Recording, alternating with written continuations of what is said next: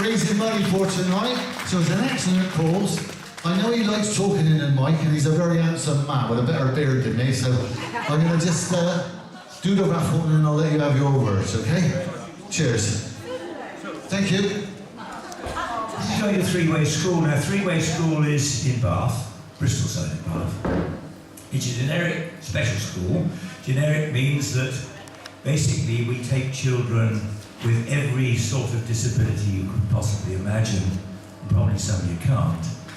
We have children who can communicate by blinking one eye, and that's it. We have other children who have behavioural problems. We have other children who've got 6, 7, 8 problems. We have 97 children on medication every day, which we have to administer. I say we, it's the teachers. And one child is on 11 different medications per day. Now, Ray did ask me to spend an hour telling you about the technical aspects. I'm not going to do that. Can I instead perhaps give you an idea of Three-Ways by introducing you to 2 of our children? The first one is Charlie. Now, I met Charlie about 5 years ago. He was a new intake.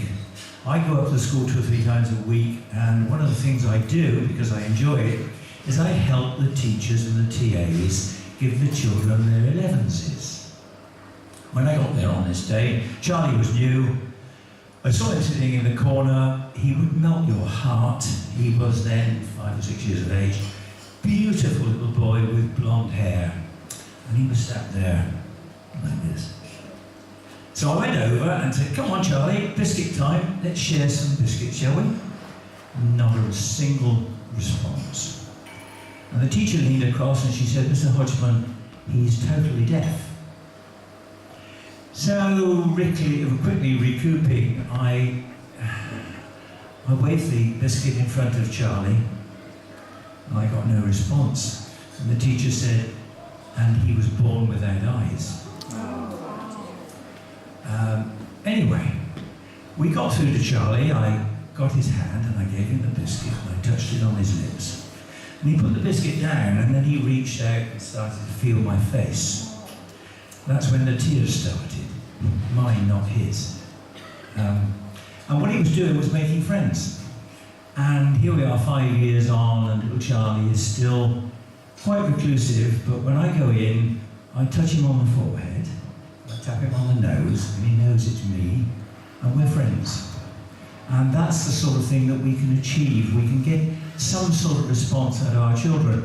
The second person I would like you to meet is Candy. Candy, I suppose she's been with us about 10 years, almost from the day we started the school. Candy is a little girl who then was 5, 6, I suppose, and she was half English and half Chinese. Candy had never responded in any way to anyone. She'd never spoken, she'd never made any gesture that she knew anyone. And we had at the time, we just recruited a wonderful, wonderful music therapist. His name is Adrian. Adrian was 20 years ago a famous pop star.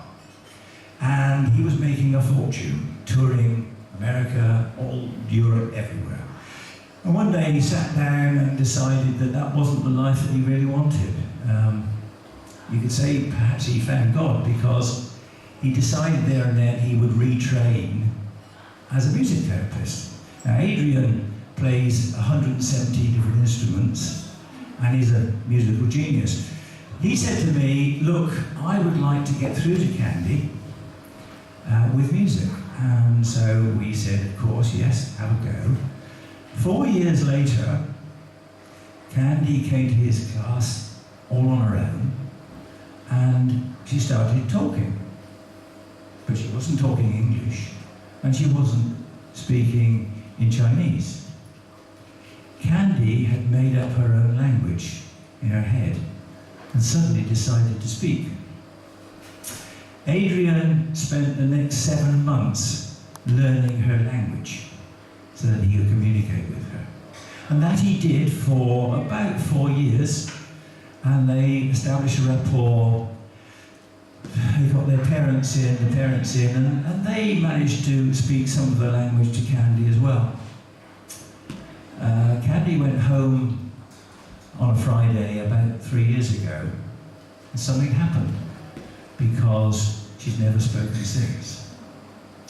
Adrian is still working to get her back to responding. That's the sort of teacher that we have at Three Ways. That's the sort of money, well, that's the sort of thing your money will enable us to continue to do. It's a wonderful organisation. I live in awe of the teachers. How they do it, I don't know. I go up there 2 or 3 times a week, and it's seldom that I don't drive home with a tear in my eye, because these children really do deserve all the love you can give them. I've got 4 wonderful grandchildren, every one of them totally fit.